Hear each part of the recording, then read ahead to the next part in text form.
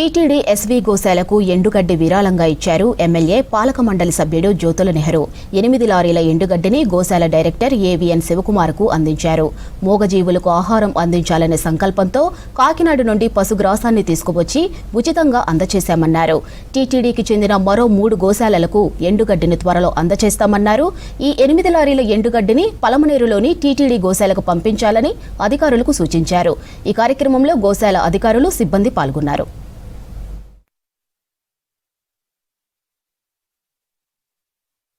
తిరుమల తిరుపతి దేవస్థానం సంబంధించినటువంటి గోశాలలు ఉన్నాయో ఆ గోశాలలో ఉన్నటువంటి గోవులకు ఎండుగడ్డిని సుమారు ఒక 50 లారీల వరకు కూడా పంపించాలి అని చెప్పేసి శ్రీనివాస సేవా ట్రస్ట్ అమలాపురం, అలాగే జ్యోతుల నెహ్రూ ఫౌండేషన్ జగ్గంపేట కలిసి సమైక్యంగా ఈ కార్యక్రమాన్ని చేపట్టడం జరిగింది.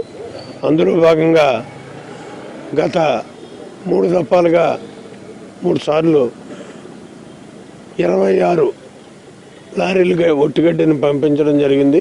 అలాగే ఇప్పుడు మళ్ళీ 8 లారీలు ఒట్టిగడ్డి అంటే 34 లారీలు ఒట్టిగడ్డిని వేళకి మా కాకినాడ జిల్లా నుంచి ఉమ్మడి తూర్పుగోదావరి జిల్లా నుంచి పంపించడం జరుగుతుంది.